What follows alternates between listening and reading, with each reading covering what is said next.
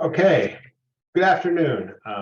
My name is Joshua Shale, and I'm a management consultant with GCE Strategic Consulting. And welcome to part 2 of 4 on our discussion about accountabilities. And today we're going to talk about you can't manage what you can't measure. So we're going to go over a variety of ways to measure some accountabilities, how to set an environment for doing that, and then some practical tips on how to do that, as well as some discussion and dialogue interspersed. So I hope that it provides, it proves useful and helpful to the audience. Awesome. So we're going to go over a few things. The first is really talking about creating an environment for accountability. Accountability doesn't happen in a vacuum. There are certain things that we can do to create the time and the place and the space where we can have more accountability within our organizations. We'll talk about setting the expectations and really measuring the results. And there is a variety of tools that we'll go through on how to go and do that. And then the final part, we'll be talking about numbers and why we use numbers and why they're really effective for accountability. So why don't we get underway and start with our first section, which is about the environment. So one of the things that we want to do when we're creating the proper environment is we really need transparency. And what that means is everybody should be able to see what other people are doing so that we can really get a sense of an understanding of what one person's accountabilities are and how that is helping the rest of the team to be successful. So a good quote is, sunlight is said to be the best disinfectant. So when we have a toxic culture, when we have some people that are contributing, other people that are not, when we have an environment where people don't really understand what the other members of the team are doing or why they do what they're doing, there's too much shadow. So the idea of sunlight being the best disinfectant, if we can have a lot of light on the situation and everybody is very clearly able to see what they are doing, why what they do matters to the rest of the company, and what the people around them do, and they have a real understanding of that, that is really creating an environment where we can have some really beneficial accountability. And so that environment has to have that clarity. We have to be able to see clearly what it is that people are doing.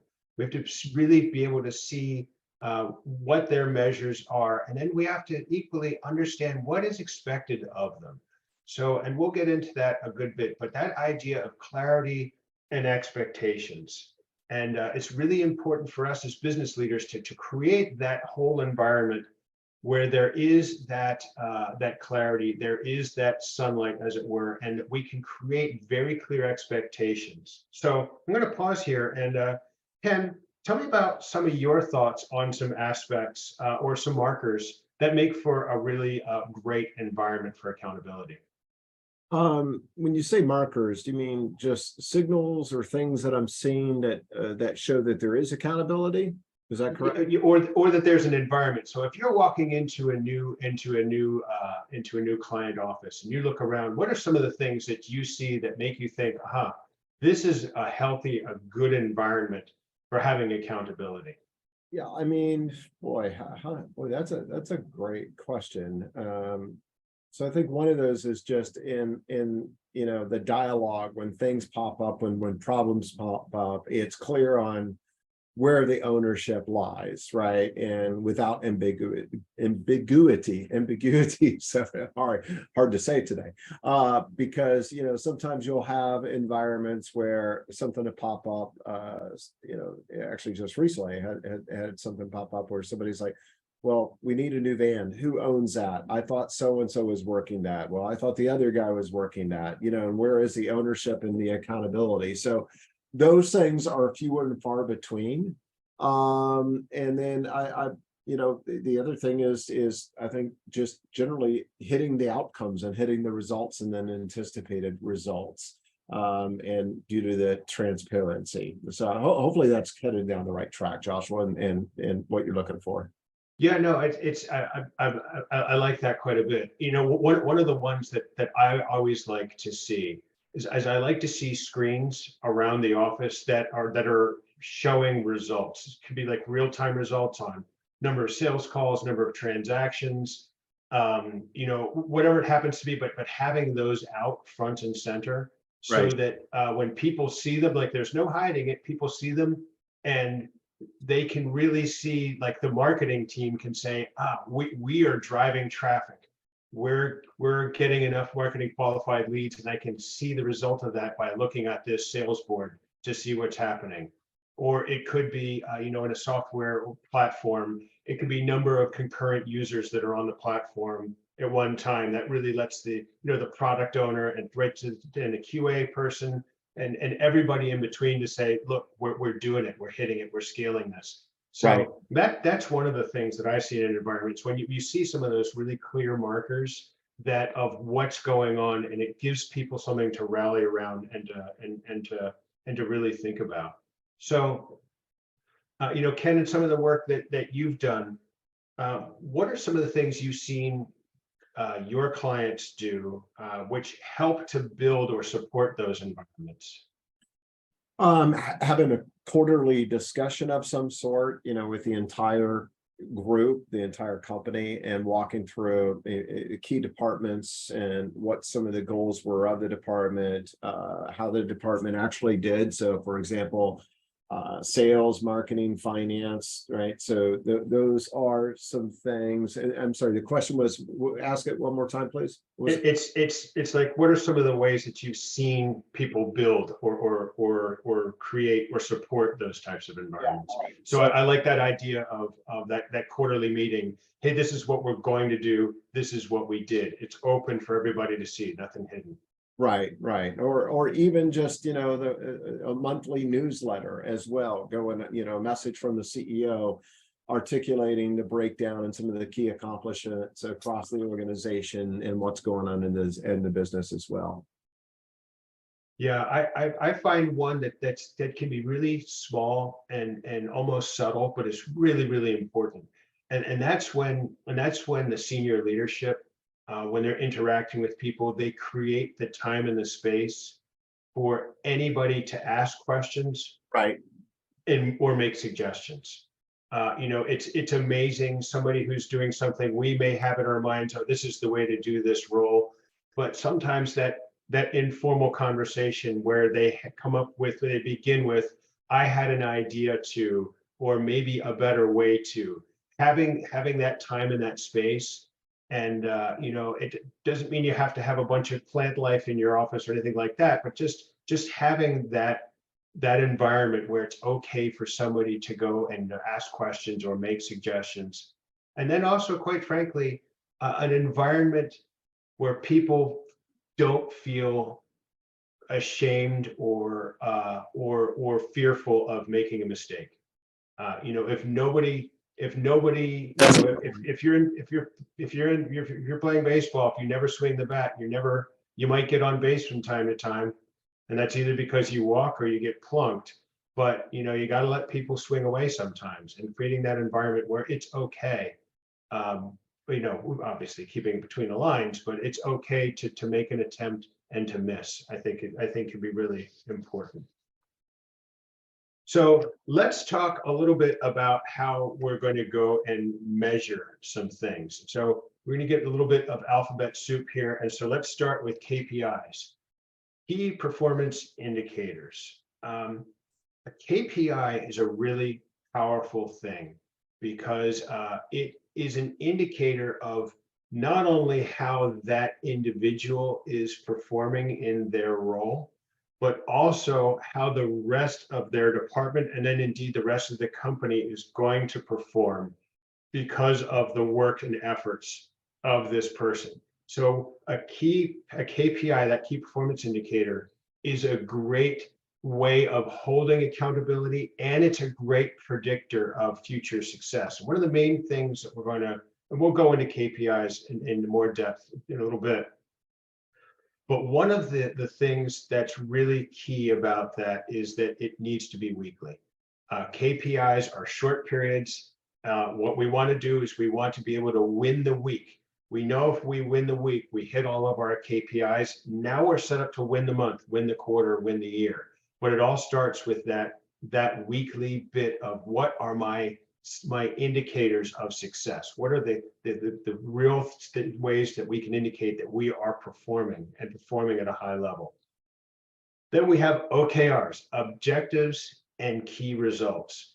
And they are a little bit different because when we're looking at OKRs, we're looking at things that are quarterly or beyond that. People function very well in sort of 90-day sprints, if you will. So 90 days blocks of time. And so while the KPI is that weekly, this is what we need to do week in, week out. Objectives and key results are more for those more aligned and akin to a project related measure. And we want to make sure that we define our projects, we define what that deliverable, what that finish line looks like. We want to measure ourselves as we are going down that path. So one of the things about KPIs and OKRs, you remember in our last conversation, we talked about that balance between authority and responsibility. We always want to keep that balance in mind when we're looking at KPIs and OKRs. So, you know, if we have a junior person in marketing, they may not be the KPI on total number of marketing qualified leads. If we have multiple lead funnels and multiple lead sources, sluices, maybe their KPI is more on social media engagement. So because we have that authority responsibility, we want to have those measures accretive to that. And same with OKRs. You know, if we don't want to have we don't want to have our CTO have their OKRs be on something really trite and mundane, like, you know, we're going to have updated QA scripts. It's not fitting for the level of authority and responsibility for that person. So again, I want to reintroduce that theme of balancing out authority and responsibility. So that's really helpful for KPIs and OKRs. And the last thing is, we always want to make our KPIs and our OKRs really accretive to our goals. So, you know, we'll talk more about KPIs, what good ones and bad ones, but it really has to be, we have to be driving towards something, because remember, we're measuring something, we're measuring accountability. And so we want to have people accountable for something which is going to help us be a better company, to be more profitable, to deliver better service or outcomes to our clients, to better support our people and our teams. So making sure that those KPIs and OKRs are creative. Why don't we save the dialogue till we get into the nitty-gritty of some of these things. So let's talk a little bit about KPIs. And there are a few things about them. We already talked about them being weekly. So once a week, we're going to have this list of numbers. We'll talk about numbers later. We're going to have this list of numbers which really indicate, is my performance what it needs to be? Am I on track? Am I off track? Am I hitting the post for what's expected of me? The next thing about KPIs is they really need to be activity-based. They need to be things that I am doing and that I have the ability to drive the performance of that KPI. So activity is really important. Passive things aren't as good. It needs to be something where I put in effort and I can achieve a result. Or we assign a KPI to somebody where we can measure their results, because we can measure the amount of effort that they're putting in and the amount of success that they're having in that activity. Another piece is it needs to be easily measured. You know, it's 2023 now, and we have dashboards and reports and figures all over the place. So we want to make sure that our KPIs are numbers we can quickly grab off of a dashboard or off of a report. Where this goes bad is if we have to do an extensive amount of analysis, we have to do some algebra, we have to do some partial differential equations in order to figure out what our KPI number is, we're doing it wrong. It's got to be something which is really, really super simple. We can grab it. It's reporting of a number. It's not an in-depth homework assignment. Really important. The next is has a target. If we have a target of expectation, that lets us know our weekly activity. Are we hitting the post? Are we doing the right thing? Are we getting the result that we require? And the funny thing about targets is they can change over time, and that's okay. That's okay. But what we need to see is each week, are we being successful? So we really want to make it not a really deep understanding of why, but it's just, did we get it? Did we not get it? And if we don't get it, then we can go and start taking a look in. If we're easily hitting our KPIs, then maybe the target isn't right. So we need to look at that. And then the last thing we really want to talk about is this KPI a leading indicator which helps us to know what's going to happen in the future? The corollary to knowing what's going to happen in the future is knowing the bad things that may be laying in wait for us. So we always want to make sure that KPI is going to be telling something, giving us an understanding what's going to happen. If it's predicting a bad thing, we want to get ahead of it. If it's predicting something where things are going to be looking really good, maybe we need to get in front of it with more staffing or more resource being deployed. But we always want to make sure that these numbers that we're looking at, these KPIs, are a leading indicator.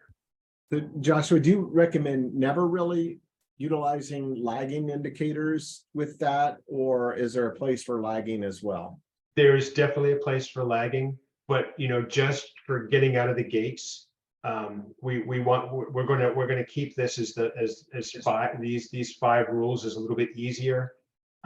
There is a time and a place for lagging indicators. I would put that more in accountabilities 102, whereas this is sort of the beginning.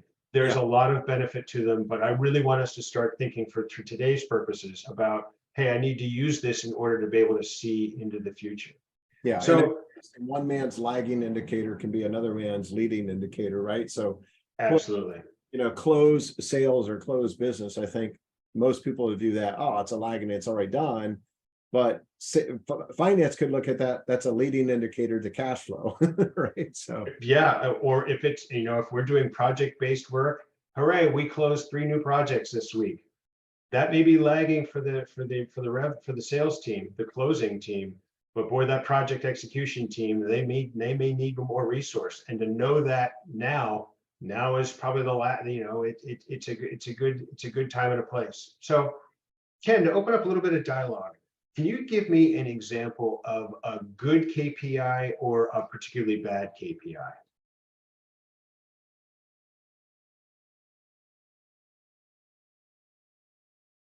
Oh, I lost you. I lost your. Here. There you go. Okay.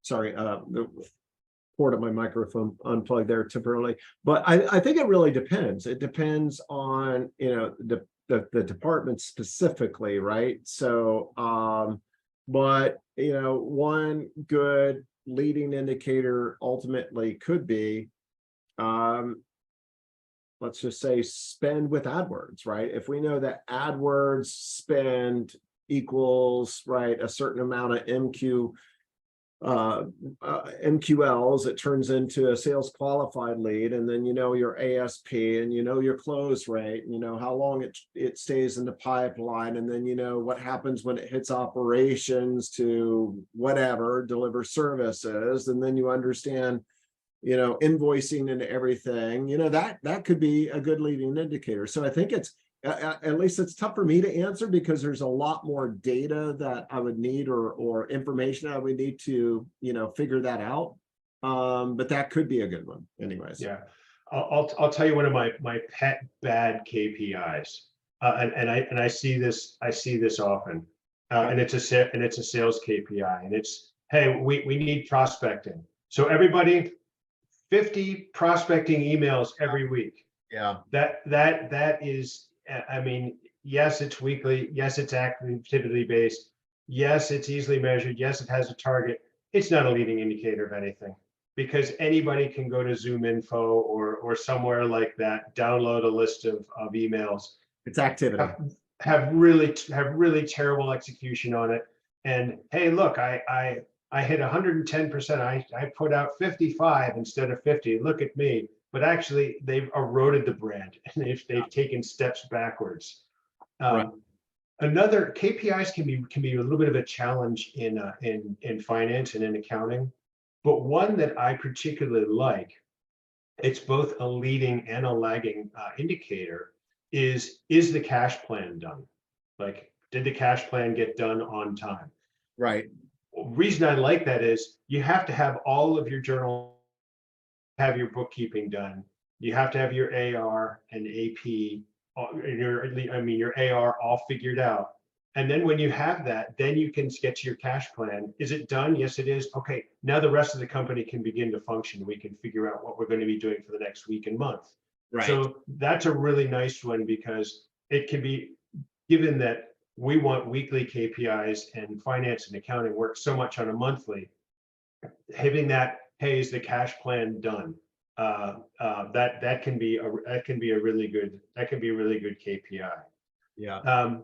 So Ken, another thing that's really valuable about KPIs we haven't really talked about is how they can be used to diagnose a problem and to get ahead of it. So can you come up with an example of where you've seen a KPI begin to go off, and then we were able to get ahead of that and fix it before it became truly a problem? I can't think of something exactly. Nothing's coming to mind. However, generally, like if you have something tied to, say, operations and capacity planning, and something from a sales perspective is declining, would be a good leading indicator. And I'm just making stuff up, right? Yeah. But if we know that our sales team generates, let's say we own a landscaping company, and our sales team generally generates 10 proposals a week, and out of those 10, 5 close, and that's what we need to maintain our capacity, and we're booked 2 months out, right? And then suddenly that goes from 10 to 5 and everything, and then obviously our close is going to decline unless we increase that drastically, which means that after we get through our cycle of work 2 months from now, we're going to have excess capacity. Or the reverse is true, right? If we are doing 10 proposals, and then suddenly, and I see this happen a lot more, to be quite honest, where suddenly it turns into 20 or 30 or 40, and everybody's excited about all the extra work, but then we forget what it's going to take to actually deliver on that work, and we don't have the recruiting pipeline or the engine going there to basically keep up with it and stay equal or ahead of capacity. So those are a couple things that come to mind for me, in particularly. Yeah, I had a really interesting one recently with a client. Okay. Client transacts primarily through their website. It's really about, it's not an e-commerce platform, but the transaction, the real call to action is book a call with our sales. Right. And we're driving that. Well, there was a change to the Google algorithm, and we watched that organic search just dropped. It dropped by about 30% overnight. Yeah. So just like that. Yeah. We saw that and said, okay, not good. We got to turn up the gas on the socials. And that we increased the spend there. And so that began to drive more traffic, not just organically to the site for all that discovery, but specifically to that book page. And we did it fast enough that when you take a look at the organic search numbers, they went down, but because we acted, that booked calls metric Yeah. stayed the same because we were able to get ahead of it. And so, we saw it and said, oh, this is an issue. We're not going to write an email to Google to have them undo their algorithm. And it's going to take SEO a little bit. It's going to take a while. So we have to step in and do something in order to fix it. So again, that was, weekly, easily measured, had a target, and we know it's leading indicators. We saw that it went, that it changed. We knew how to move forward. Yep. That's a good one. Yeah. So let's talk a little bit about OKRs. Catch up here. And so the first thing is OKRs are monthly, quarterly, or longer. So they're not a weekly event. They are longer. So we're going to have more of a time period. It's going to be a little bit more complex, and it may so our tools for understanding them and measuring them, being weekly, activity-based, easily measured, et cetera, are not going to necessarily apply here. So we do this because for bigger things, it takes a little bit of time for them to be completed. So we're going to need to have that longer time span. So in order to understand how we are doing on an OKR, we really want to look, and any kind of project management tool, especially the Gantt chart, is going to help us, because we're going to need to take that total project, break it into component pieces or phases or what have you, and then plan in order to be done by June 30, arbitrary date. I know I have to have this set of things done by April 15 and this done by May 15. So we're going to build out this ability to look at it, to take this big project, break it into component pieces, and then we report upon our progress by taking a look at a Gantt chart. Is a very useful way to do it. But that helps us to know, are we on course and speed to deliver when we're supposed to be delivering, or are we not on course and speed to deliver? Really important. Hey, if we see that we are consistently not on course, we know we have to step in. And maybe if we're lucky, we could have some KPIs that may help us, maybe not, but we know definitively that in order to get this done, this project done in the 90 days or whatever the time period is, we know we need to be there. One of the most important things, I learned this years ago when I was young and I had a lot more hair and I was a project manager. One of the things that when I was getting my credential was this idea, and it's this: you have a 10-day long project. It's day 3 and you are 1 day behind. Yeah. How long are you going to finish that project in? And of course, naturally people say, well, it's going to take me 11 days because I'm only 1 day behind now and I'll get there. And that's not the answer. The answer is, if on day 3, you're 1 day behind on a 10-day project, it's going to take you 13 or 14 days to finish that project, because you don't magically just make up the time. So by having that project plan, having that Gantt chart, you can see that if you begin to start to get behind, to get to not to be on track, you know that you're going to really have to perform in order to get back ahead of that. Your acceleration curve has got to go up. So that's a really important feature. Another thing about measuring the results of our OKRs is we want to worry about what is getting delivered. Does it get delivered on time, per expectation, according to the plan, and meeting the goals? It's not how they went about doing it. So as business leaders, we have to resist our natural inclination to say, if I was doing that, I would do it in this way. So therefore, I'm going to tell the person who owns this OKR, stop, do it my way. It's go, get it done according to what we need to get done, and let them own the how. And we as business leaders help them to determine the what. Remember, it's that authority responsibility balance. If we give them the responsibility of delivering on that and that OKR, we have to give them the authority to figure out how to do it. And our job as business leaders is to support them and to help them with that. So Ken, OKRs, we've all seen them in software. Have you seen them in any other places that have proved useful? So that's funny because actually when I was thinking, I was like, he's going to ask me some examples. I was thinking about software examples. That is the low hanging fruit. So let's talk about that. Yeah, yeah. So, roadmaps, right? And, keeping product on track for delivery and everything is a good one.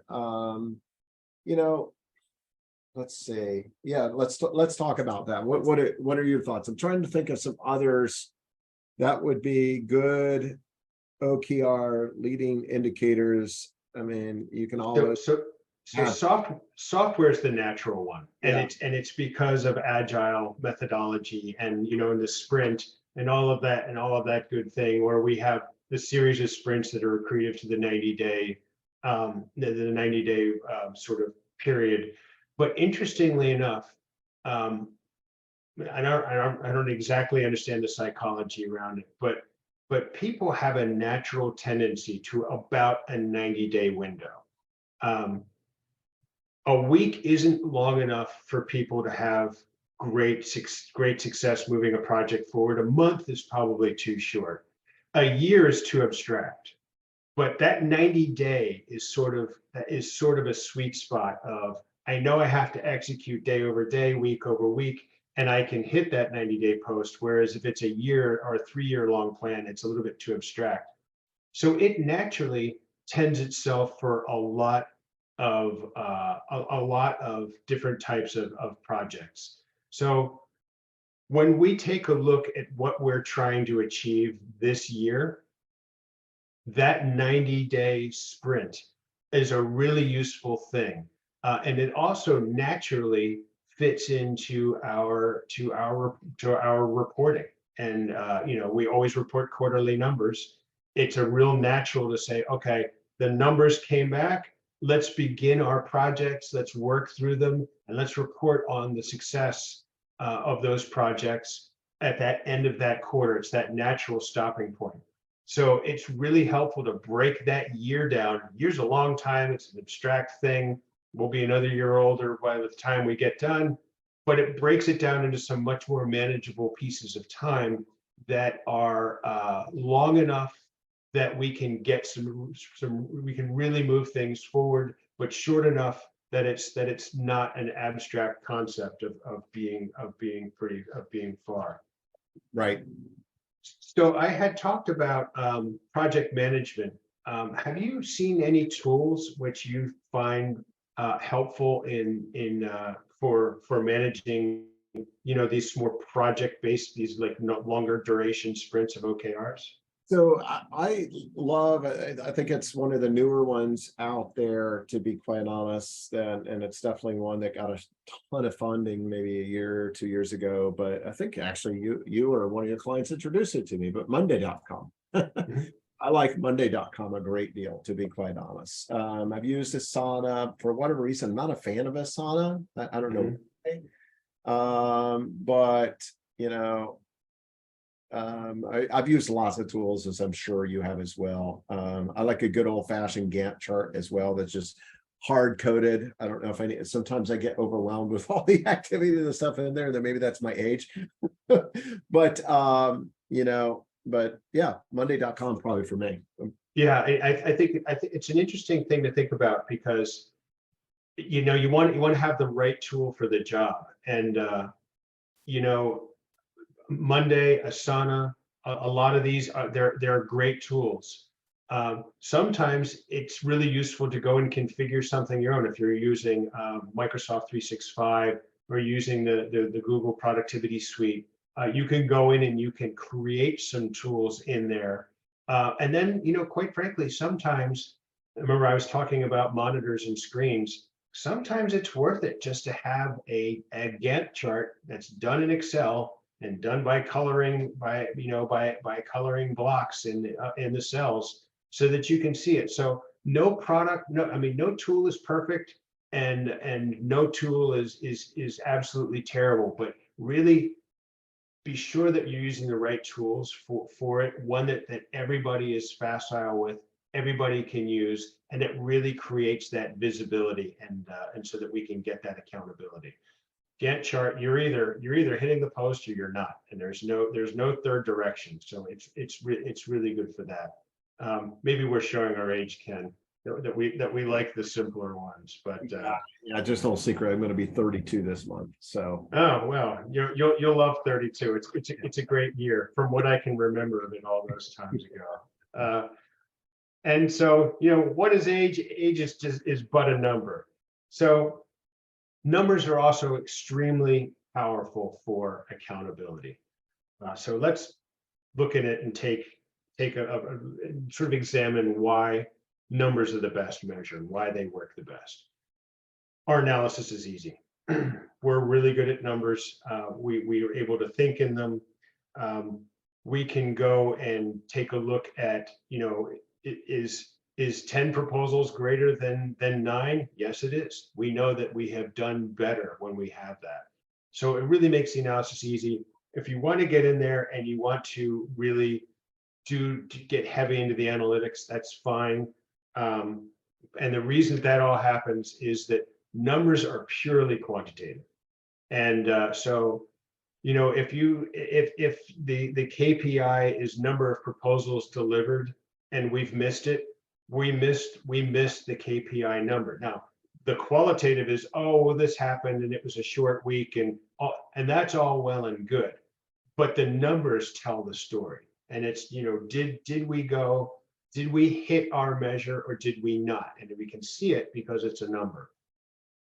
And because of that, we either hit the number or we didn't hit the number. The why, it may very well be absolutely important, but the number just tells us that and it makes it a binary decision. Like, did we hit that number? Did we not hit that number? And it gets really valuable. We can talk all about taking a look at averages over time. It's very, very useful to take a look at things like the velocity of change in your metrics over time. Never thought you'd use calculus again, did you? But you do. So taking a look at the velocity, the change of that curve is very, very useful. But at the end of the day, being able to simply understand things and see whether we've hit our measure or we haven't is super useful. Now, Ken, earlier I talked about the cash plan. Is it done? Is it not done? Well, that's not a number, Shale. So, like, what are you looking at? Yes or no can work. Green, yellow, red can work. And why is that? We can convert them into numbers. We can really readily convert those into numbers. So there are certain things which are really hard to quantify. I'll give you a good example. I had a client that was implementing a better software platform, but they really didn't have their arms around how much of the billable hours were being done by each one of the people according to client. So that utilization figure, they just didn't have the numbers yet. And so my metric for them was, for that department, were you green, yellow, or red? And as we were beginning to build, we were able to convert it, instead of a green, yellow, red, to an actual number. But that green, yellow, red was really helpful because we could see that when we had a series of yellow and red weeks, we knew that there was going to be some revenue challenges coming down the pike. Now, when we got to be able to see that we had 76% utilization, oh, that's not good. This is going to mean this down the pike. That's even better. But we were able to make do with green, yellow, red while we worked on that platform, and it got much better. So let's take a pause here, and Ken, with these numbers and with targets, tell me a little bit about how you think about and go about setting targets for our KPIs. I mean, look, it comes with, having facts and data, right? And understanding things, right? So, my belief in targets you got to set them up smart, right? Specific, Agreed. attainable. I always forget the R. What realistic and time bound, right? So you got to set them up smart, but you also want to stretch people. But it comes with data and historicals, which some companies lack that, right? It comes with a little bit of gut and and some research, right? So it's it's really hard for me to give much more than that. I've been setting targets for literally decades, so I guess I'm not 32. But you need all those things, right? You need all those things, and then it's also allowing yourself, I mean, this is something to keep in mind, is be vulnerable in the dialogue that you have with folks when you're talking about them. So what does that mean? So I might have my assumptions based upon data and what's going on in the market and everything, but I want to really have a conversation. Let's say it's a sales target. I want to have a conversation with, say, my operations person, my marketing person, my finance person. I want everybody to poke holes into what I'm thinking and the direction I'm going. And I want to set the company up for success.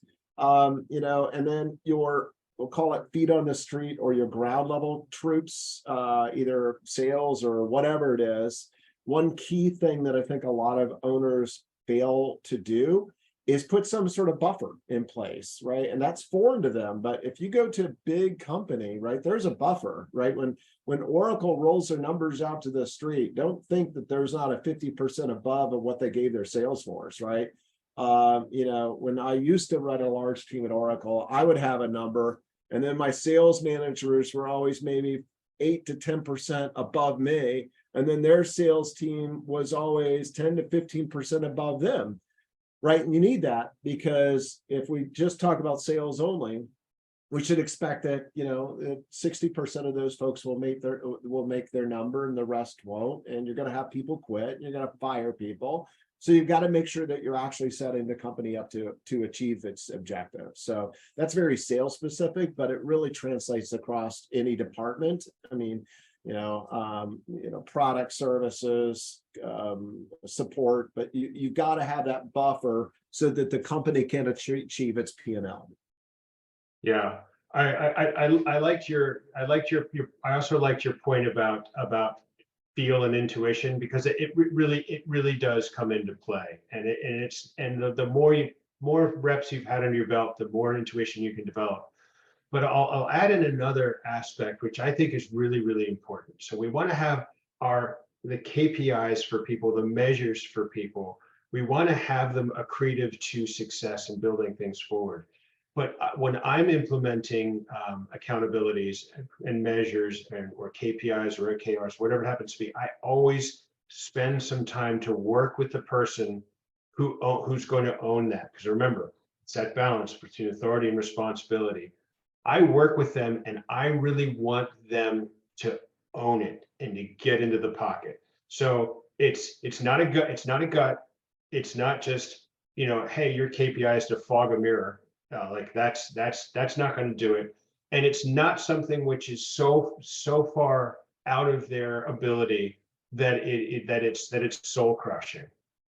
But you want to guide them and support them and get them into that place where it is right where they think they can go, and then a little bit further. Yeah. So that when because most people they give up, or they begin to retreat way too early. So if you give it to them, it's just a little bit of a stretch, they can amaze themselves by, what, when we started this, I was worried about it. I owned that number. I was given the authority to go and figure out how to hit it. And now every time I hit it, I'm proud of it. I own it. That's me. I get it done, and they have that ownership. So we always want to be very setting targets. Takes a little bit. There's that bit of prior data, very important. There's a bit about intuition, very important. There's a bit about the buffer and dealing with reality, really important. But it's get the person who owns that number, that KPI, owns that OKR. Get them to truly feel that they own it. And then we now, as business leaders, step into the role of, you're killing it, you're doing great, or I need to help you. let's help you go and do and help you. What do we need to do in order to have you start hitting these measures? So setting those goals is really, really important. And then looking at them and using the numbers to go and do the measure. Yeah, you also need to be able to walk the employee through and justify it, right? Not that we have to actually sell it, or we have to sell it some, but not that if they don't sign off on it and believe in it. I gotta retract that too, because they do have to believe in it. But you have to actually walk them down that path so that they believe that it is real and they understand it. If they don't believe that it's real and they don't understand it, it's going to make it difficult for them to execute against. Yeah, I can tell you a quick war story. Way back when I was first starting my career, I started out in sales, and I was one of the 2 inside salespeople, and we had a sales force of about 50 people. 48 of them were outside, and we got our sales budgets. And I noticed 2 things about my sales budget right off the bat. One was my number went up by 2.2 million, and my territory went down by quite a bit. And I asked, my boss and then some of the other folks said, how'd you come up with this? Well, corporate gave us this number and we divided it up, and so that's what you got. I quit. I put in my papers because that target wasn't reasonable. There was no way I was going to hit it. There was no way I was going to get my variable comp, and it was arbitrary. So it was the opposite of what we're talking about here, about getting people's buy-in and making it. Yeah. Good. Okay, so let's move on to some homework. This is part 3 of it, and really would like everybody who's listening to really think, are you running KPIs and OKRs? That is a lot different from, do I have some numbers and some measures? Right. But do I really have, are they forward looking? Are they accretive to my goal? Are all those reports that I'm looking at, are they just sort of table stakes? Are we really running things here? Or is this, or are we really driving behaviors and driving performance? Right. I'm always amazed. I ask my CFOs and my controllers, I say, who is the biggest consumer of your reports? And the answer way too often is, well, nobody really reads it. So they're measuring too much and they're not making it consumable. Those aren't KPIs and OKRs. So how do so does your business, are you really running them? And are they accretive to doing what you're doing? And the same point, what do they really measure? Right. I mean, top line revenue, profit, EBITDA, that kind of thing. Great, got it, love it. But what about all of those things that you have to do in order to get to revenue? Revenue is at the very bottom. Well, not very bottom, but revenue is lower down there. EBITDA is at the very bottom. What are we measuring here? And are we measuring really the right things? If you are, what sort of story does it tell, right? And what do we do with it? Absolutely. Ken, you and I just recently worked on some KPI measures, and for the revenue part, remember, you and I broke it down. We started like, what's above the funnel? Yeah. Okay, well, we get that number. When that's right, what goes in the funnel? What goes out at the bottom of the funnel? And then what's that revenue going to look like? Right. Not complicated, but we're measuring the accretive parts that make that get us to that bottom, that close number. Yeah. Another thing, when you're taking a look at your numbers, do you watch the changes over time? So give an example. Ken was talking about a hypothetical with a landscaping company. You got to have 10 proposals a week. You got to close 5, and that will get you going, and that will keep you on a steady growth path, and everything will be great. But if you watch your metrics over time, what if 5 closes is still the magic number, but now you have to have 15 proposals to do it? Now you have to have 20 proposals to do it. What's happening over time? What is, I don't know the answer per se, but you're watching that the change in your KPI and in your numbers over time, be it KPIs or OKRs, you're watching that change over time, that's telling you something. No business will be running, will be in 2025, will be running exactly the way they're running right now. No. Right. So they're going to be changing, and watch, are you watching how your numbers change time? And to that point, the trend is your friend. You know, I recently, I worked with a client, and at the end of the quarter, we were taking a look at all the numbers, and we were killing it on a bunch of the sales and marketing numbers. They were doing well. So we looked at the trend, and we set new targets. We raised the bar right across, because you know, that we had been building that machine, and the machine had gotten big enough, scalable enough, and powerful enough that our prior targets, you know, hey, we're going to add 1,000 people to the email list every week. Well, when you're adding 2,200 week in and week out, that 1,000 metric is useless. So we saw the trend over time, and the trend is our friend. We know we have to up our game, and we have to change things around. So you watch changes over time. What are the trends that you're seeing? That's a really important thing. I advise everybody to do that. And then the last one is, what are the best measures that you track? Everybody loves to track sales. Everybody loves to track revenue. I do too. But what are the best measures that you can track? So every company is tracking dozens.